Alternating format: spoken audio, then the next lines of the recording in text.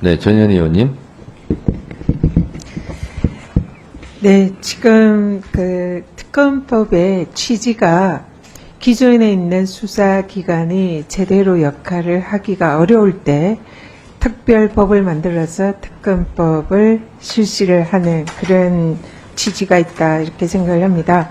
그런데 지금 현재 검찰이라든지 이 수사기관이 사실상 어쩔 수 없이 이런 이제 정권의 영향력에 있을 수밖에 없는 그런 상황이고, 그리고 또 이 사안은 우리가 청문회에서 저희들이 밝혔다시피 대통령과 대통령실이 수사 외압을 행사한 그런 정황이 매우 높습니다. 그래서 이 수사 외압이 대통령실의 7070 번호로부터 시작이 되고 대통령이 경로한 이후에 대통령실 비서관들이 일사불란하게 움직이고 정부의 또 고위공직자들이 전화를 많은 연락을 하면서 실제로 이 수사가 외압이 행사가 되고 그리고 경찰에 간 이런 수사 기록이 탈취되는 이런 과정이 결국은 대통령실에서 시작이 됐고 그 중심에 대통령이 있을 가능성이 매우 높다라는 것이 이번 최혜병 특검 청문회에서 특검법 청문회에서 저희들이 확인한 내용입니다. 그래서 결국 이 사안은 대통령과 대통령실이 사실상의 수사 대상자로 될 가능성이 매우 높은 그런 상황이죠.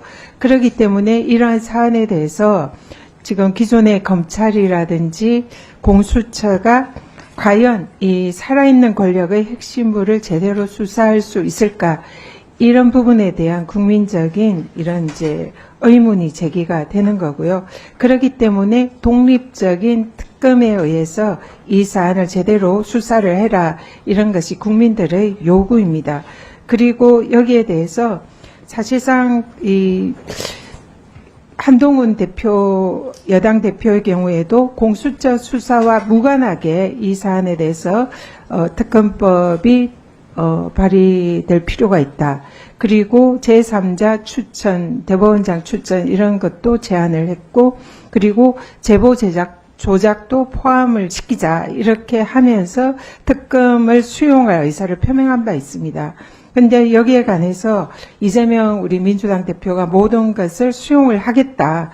그렇기 때문에 사실상 어떻게 보면 여야 대표 간의 기존에 합의가 있었다고 볼 수도 있는 그런 안입니다. 근데 여기에 대해서 현재 국힘과 한동훈 대표가 없던 사실처럼 지금 이제 마치 입장을 바꾸고 있는데, 이런 부분에 관해서도 사실상의 여당의 책임을 망각한 거다, 이렇게 보고요.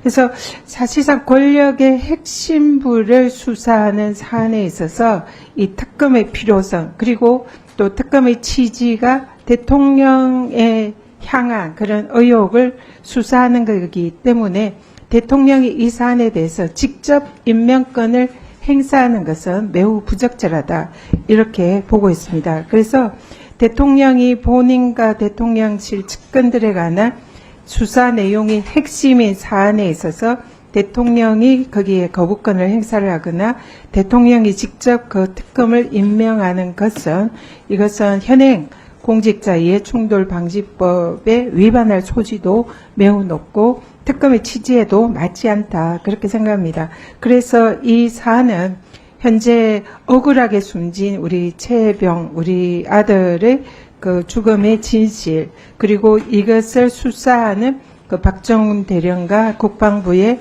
그 수사단에 대해서 수사 외압을 행사해서 이 사건을 덮으려고 했던 권력의 핵심부, 이것이 과연 그 진상이 무엇인지를 명명백백하게 밝혀서 국민들에게 그 진실을 보여야 되고, 거기에 대해서 사실상 이해관계인이라고 볼 수 있는 대통령은 여기에서 직무를 회피하고 빠지는 게 맞다. 그래서 야권이 추천하는 특검이든 아니면은 제3자가 추천하는 특검이든 이것을 받아들이고 수용을 하는 것이 헌법과 법률의 취지에 맞다, 이렇게 생각을 합니다. 그래서 전에 우리 법원 행정처장님께 좀 질의를 드리겠습니다. 지금 법사위 청문회에서 이 특검 특검과 관련해 가지고 대통령과 대통령실에 관련된 의혹이 많은데 여기에 대해서 특검법에 대해서 대통령이 그 특검을 임명을 한다든지 아니면 대통령이 이 법에 대해서 비판했을 때 거부권을 행사하는 경우에는 이해충돌 위반 소지가 없는 것이